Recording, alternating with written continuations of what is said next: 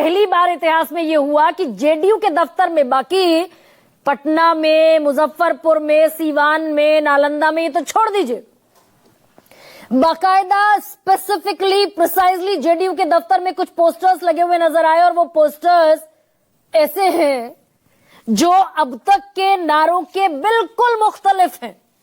अब तक जेडीयू क्या नारा देती रही, मैं पिछले अगर 15 साल की बात करूं, 2015 में, बल्कि 10 साल कह लीजिए मोटा मोटी, 2015 में नारा दिया गया जेडीयू की तरफ से, बिहार में बाहर है नीतीश कुमार है, specifically Nitish Kumar centred JDU का चुनावी कैंपेन था। इसके बाद 2020 में दोबारा जब स्लोगन गढ़ा गया तो क्या स्लोगन गढ़ा? नीतीश कुमार सेंट्रिक स्लोगन गढ़ा गया। क्या करें, क्यों करें विचार, ठीके तो है नीतीश कुमार, किसी और नेता की यहां कोई गुंजाइश नहीं थी। और अभी तकरीबन 1.5 महीने पहले तक भी एक और नया नारा गढ़ा था जनता दल यूनाइटेड ने, नीतीश कुमार की पार्टी ने, 25 से 30 फिर से नीतीश, ये भी बड़ा पॉपुलर हुआ नारा।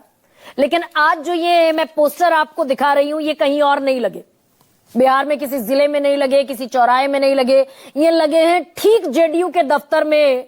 और 20 साल में ये पहली बार हुआ कि जेडीयू के दफ्तर में नीतीश कुमार के अलावा किसी और नेता को जेडीयू ने अपने पोस्टर्स में जगह दी हो।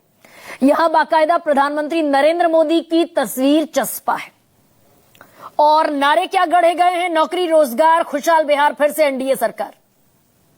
यहां पर एनडीए केंद्र में आ गया, महिलाओं की जय जयकार, फिर से एनडीए सरकार, लग रहे उद्योग, मिल रहा रोजगार, फिर से एनडीए सरकार। और एक और पोस्टर मैं आपको दिखाने वाली हूं, वो लगा है पटना के चौराहे पर, जो बीजेपी की तरफ से लगाया गया है। उसमें नरेंद्र मोदी आगे है और नीतीश कुमार पीछे हो जाते हैं।